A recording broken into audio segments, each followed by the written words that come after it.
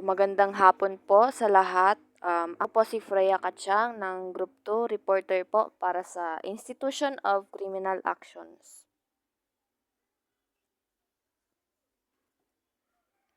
Introduction. Criminal action is one by which the state prosecutes a person for an act or omission punishable by law. So, alam naman po nating lahat na kapag may nagawa tayong mali sa batas laban sa ating kapwa o hayop o bagay na pag-aari ng iba, ay maaari tayong maparusahan. The Philippine criminal justice system composed of 5 pillars: the law enforcement, prosecution, court, correction, and community. Its function is to deliver justice to those who committed crimes. To deliver justice hindi lamang po sa inaakusahan or naakusahan, minsan kundi rin po mismo dun sa taong nagawa ng krimen. It has its government agencies and institutions. Its goal is to include rehabilitation of offenders and prevent crimes. They play an important role, especially to fight human rights of a victim and even to those offender. Criminal action has its adjudication process of criminal law called criminal procedure.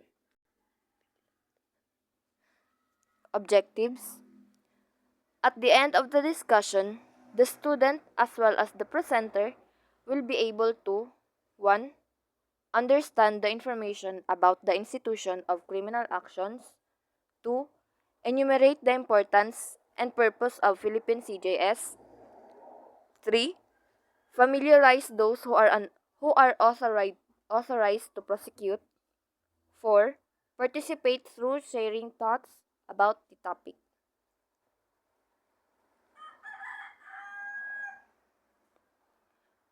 Results and discussion. Institution of criminal actions. Criminal actions shall be instituted as follows. For offenses where a preliminary investigation is required pursuant to Section 1 of Rule 112, by filing the complaint with a proper officer for the purpose of conducting the requisite preliminary investigation. So, ang isang krimen daw po ay masasabing krimen lang kapag nag-file ng complaint sa proper officer para mag-conduct ng preliminary investigation tungkol sa krimen na yun.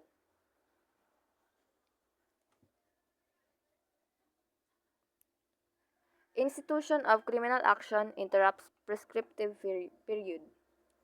So, general rule, the filing of the complaint for an offense which carries the penalty of at least 4 years, 2 months, and 1 day without regard to a fine, with the office of the proper officer authorized to conduct preliminary investigation, interrupts the prescriptive period of the offense charge.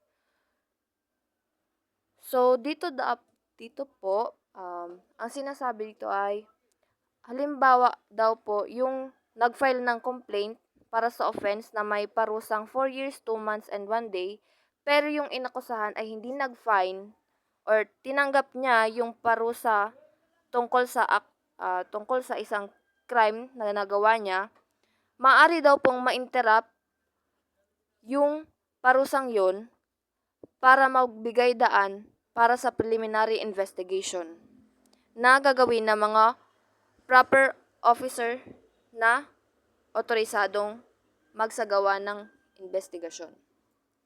Exception, when a special laws provide otherwise, Act No. 3323 governs the prescriptive periods of violations of special laws or offenses other than that those penalized under the revised penal code. So, mga exception po ay kapag halimbawa katulad ng sa special law,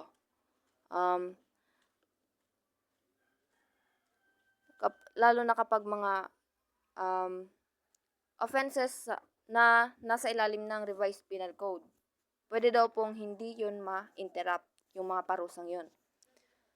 Filing up criminal complaint with the Office of the Ombudsman also interrupts prescription of period of crime.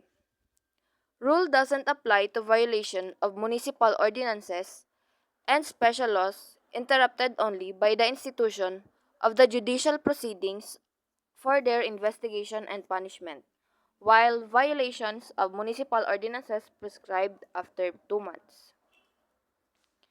So, pwede din daw pong ma-interrupt kapag halimbawa nag-file ka mismo ng complaint direkta sa office ng ombudsman. Or, pwedeng hindi naman po ma-interrupt yung parusa kapag halimbawa po mga mga minimal crimes lang po gaya ng municipal ordinances at special laws. So pwede lang po yung ma-interrupt ng mga judicial proceedings. Pero yung mga preliminary investigation hindi po pwede. So pwede naman daw po sa municipal ordinance pero 2 months nang nakakulong, parang ganun, nakakulong yung akusado. Who must prosecute the criminal actions? All criminal action commenced by the complaint or information shall be prosecuted under the direction and control of the prosecutor. In case of heavy or lack of public prosecutor, the private prosecutor may be authorized in writing by the Chief of the Prosecution Office of the Regional State Prosecution to prosecute the case subject to the approval of the court. So, pag halimbawa daw po is masyadong mabigat yung kaso, kulang ng mga public prosecutor para ma-prosecute yung criminal action, pwede naman daw po yung mga private prosecutor.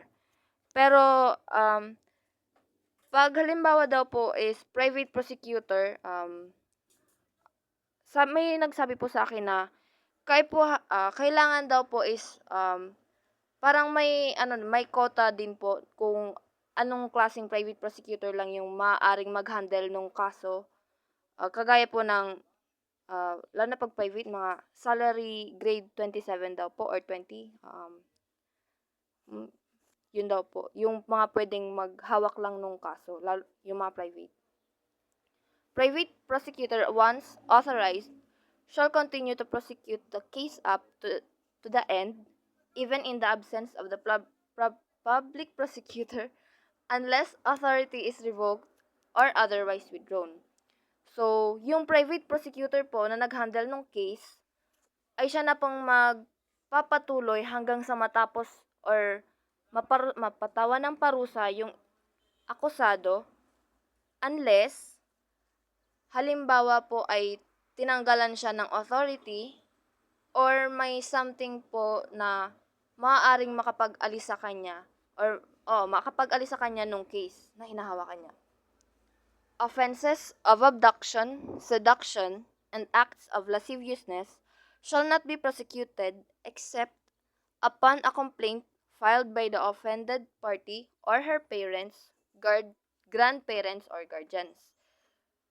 So, naintindihan naman po yata na kapag abduction, seduction, or acts of lasciviousness ay hindi po mapoprosecute hanggat na hindi nag-complain yung naka-experience ng abduction, seduction nitong tatlo. Kapag hindi sila nakapag-complain, hindi rin po maaakusahan or hindi po mapapatawan ng parusa yung gumawa. If the offended party dies or become incapacitated before she can file a complaint and has no parent, grandparents, or guardian, the state shall initiate on her behalf. So, for example po, gaya po nga ng nabasa ko or binabasa nyo, once po na namatay, hindi na siya makapag-file ng complaint mag-isa, walang magulang, lolo, lola, or guardian na tutulong sa kanya para makapag-file ng complaint, pwede po yung mismo yung otoridad yung mag-initiate para sa kanya, para maakusahan yung akusado. Offended party is a minor, has the right to initiate the prosecution of the offense independently of her parents, grandparents, or guardian unless she is incompetent or incapable of doing so. So, halimbawa daw po is minor yung nakapag-experience nung mga bagay na yun, yung tatlong yun. Pwede daw pong siya mismo yung mag-initiate or mag-akusa mag-isa tungkol dun sa tatlong case na nabanggit kanina. Kahit wala po yung kanyang magulang or guardian. Unless, siya daw po ay walang kakayahan. Halimbawa po ay meron siyang sakit, kagaya po ng parang Down, for example po, Down syndrome, ganun. The parents, grandparents, or guardian is an exclusive of all persons and shall be exercised successively. So, conclusions. The act or omission is punishable